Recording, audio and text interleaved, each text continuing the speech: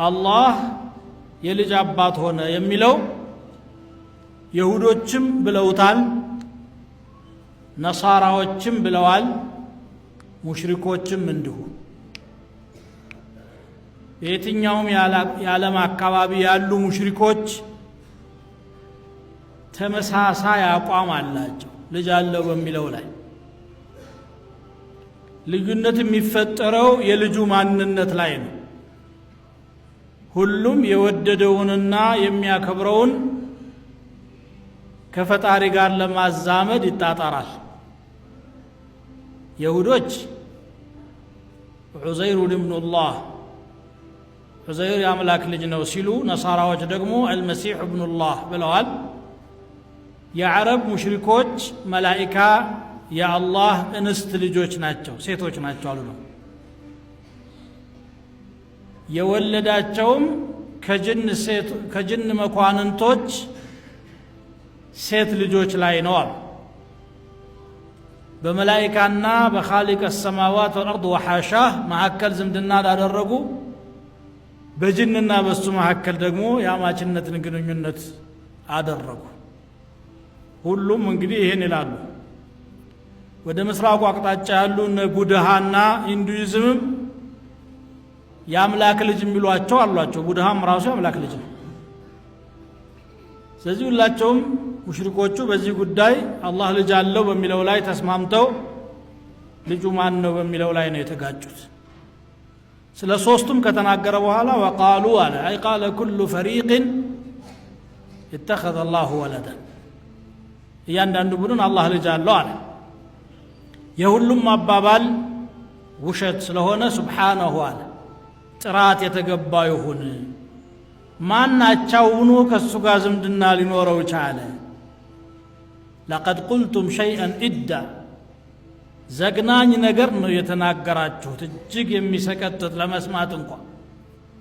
ተካዱ السماوات يتفطرن منه وتنشق الأرض وتخر الجبال هدا ሰማያት ሊሰነጣጠቁለት የሚቃረቡ ምድርም ልትከፋፈል የምትቀርብበትና ተራራዎችም ተንቆጣቁተው ሊወድቁ የሚቃረቡበት ከባድ ነገር እኮ ነው። እናንተ እንደ ቀልድ ትለቁታላችሁ። ሲያሻችሁ ራሳችሁንም ያምላክ ለማድረግ ትሞክራላችሁ እንጂ ይሄ ከባድ ነው። አንደዑ للرحمن ولدا وما ينبغي للرحمن ان يتخذ ولدا رحمن ልጅን መያዝ አይገባው። የልጅ አባት መሆን የሚመኘው አቅም የሌለው ፍጡር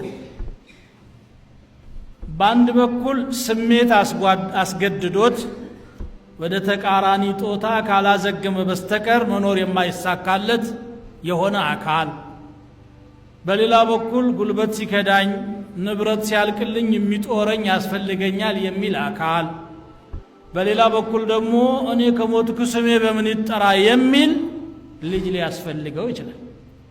ዘር ማፍራትና ቢያንስ የደከመበትን ንብረት አውርሶ ስሙን ለማስጠራት የሚያስብ ማለት ነው። አላህ ረብ العالمين ድክመት የለበት፣ አይሞት፣ አያረጅ፣ እገዛ የሚፈልግ ጧሪ የሚፈልግ አይደለም። لا تأخذه سنة ولا نوم አንቀላፋት ወይንም መኝታ አይዘው፣ አይመገብ ይመግባል እንጂ وهو يطعم ولا يطعم ያበላል እንጂ እርሱ አይበላም። ما أريد منهم من رزق وما أريد أن يطعمون من ጎሎት ነው። በሌላ በኩል ደግሞ ማንኛውም ፍጡር ተቃራኒ ጾታ ሲፈልግ አምሳያውን ነው። ሰው ከሆነ ሰው ነው የሚፈልገው ፊጥራው ጤነኛ እስከሆነ ድረስ። ከብት ከሆነ ከብት ነው፣ ፈረስ ከሆነ ፈረስ ነው። ሁሉም በፊጥራው ነው የሚጓዘው። አቻውን ፈልጎ አምሳያውን ፈልጎ ያዘግማል። ኻሊቅን የሚመስል ምን አለና ነው? ምን ጎሎትስ ልጅ ፈለገ? እንደው በአቅል እስቲ እሰቡት። ሱብሓነ ጥራት የተገባው ይሁን። ወሐሸ ሊላህ ወአነሁ ተዓላ ጀዱ ረቢና መተኸዘ ሳሒበተን ወላ ወለዳ። የጌታችን ክብር ከፍ ያለ ይሁንና የትዳር ጓደኛም ሆነ ልጅን አልያዘም ይላል በሌላ አያ ላይ ማለት ነው። ለዚህ ነው በሐዲስ ደግሞ አላህ ልጅ አለው ማለት ስድብ ነው የተባለው። ስድብ ነው የማይመጥነውን ነው። ከአንድ ደካማ ፍጡር ጋራ ፈጣሪ ማቆራኘት፣ አባቱ ማን እንደሆነ እናቱ ማን እንደሆነች በቀጥታ እየታወቀ ከአላህ ጋራ ለማቆራኘት መሞከር።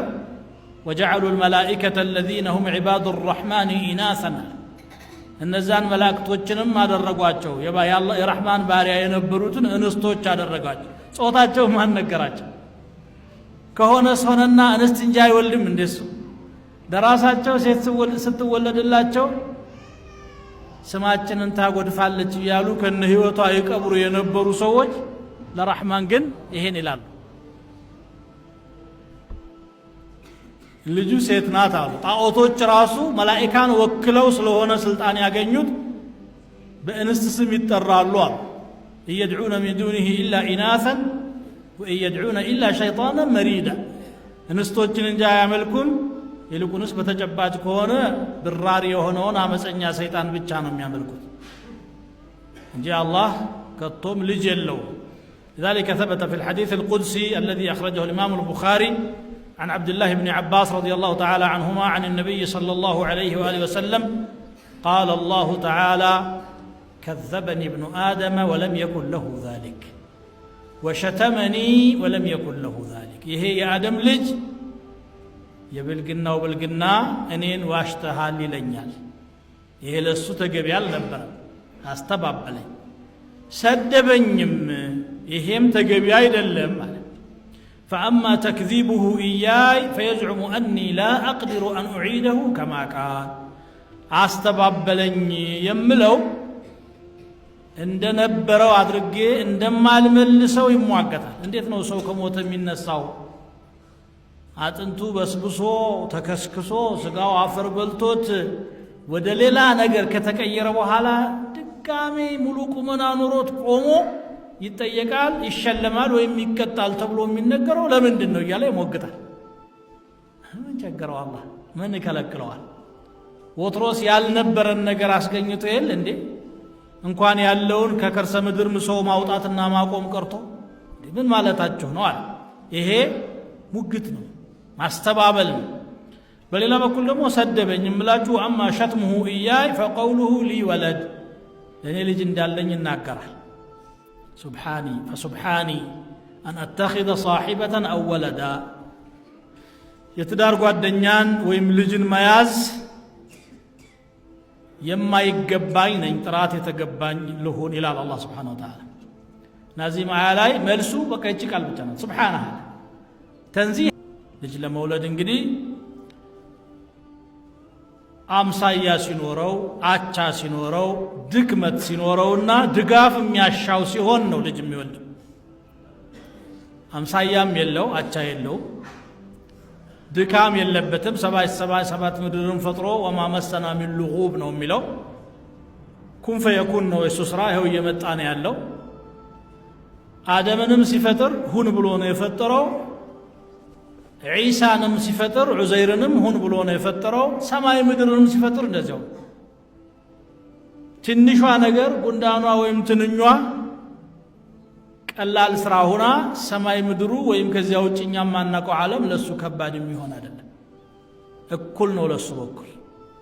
ስለዚህ እንዲህ አይነቱ ጌታ ከጅን ጋር ተዛመደ፣ ከመላእክት ጋር ወይም አልፎ ደግሞ ከሰውም ጋር ለመረጡት ሰው የአላህ ልጅነትን ማዕረግ ማጎናጸፍ ቅጥፈት ይሏል። ይሄ ነው ይላል።